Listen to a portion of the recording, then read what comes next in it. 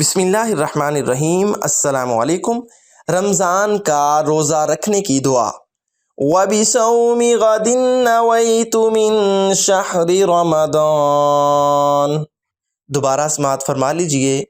وَبِصَوْمِ غَدٍ نَوَيْتُ مِن شَهْرِ رَمَضَانَ۔ ترجمہ: میں نے کل کے ماہ رمضان کے روزے کی نیت کی۔ یہاں یہ بات ذہن نشیں رہے کہ روزہ رکھنے کی دعا کسی احادیث مبارکہ میں منقول نہیں۔ اصل نیت فرض ہے جو کہ دل کے ارادے کا نام ہے۔ نیت کا مطلب کسی چیز کا پختہ ارادہ کرنا ہے۔ شرعی اصطلاح میں نیت کا مطلب کسی کام کے کرتے وقت اللہ تعالیٰ کی اطاعت اور قرب حاصل کرنے کا ارادہ کرنا۔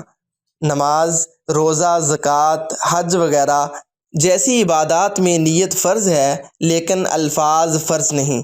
البتہ آج کل ذہن منتشر ہوتے ہیں، لہٰذا ایک تو زبان سے کہہ لینے سے دل کا ارادہ و قصد ظاہر ہو جائے گا، دوسرا زبان سے بولے جانے والے ہر لفظ نیکیوں میں لکھا جائے گا، کیونکہ رضائے الہی کی خاطر کیا جانے والا کام جو فی نفس خلاف شریعت نہ ہو تو اسلام اس کو قبول کرتا ہے۔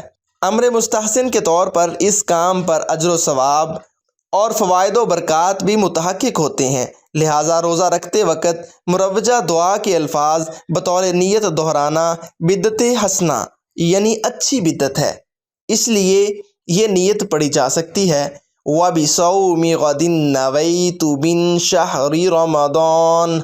اللہ تعالیٰ رمضان المبارک کے روزے رکھنے کی توفیق عطا فرمائے، آمین ثم آمین۔